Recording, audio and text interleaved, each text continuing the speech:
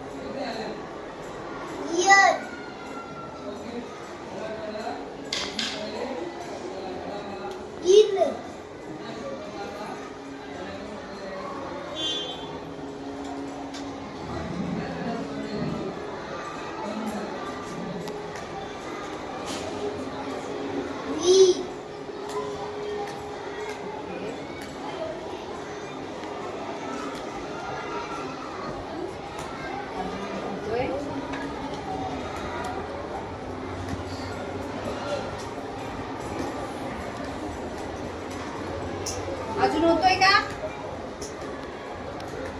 झालं, त्यांनी केलंय. रे.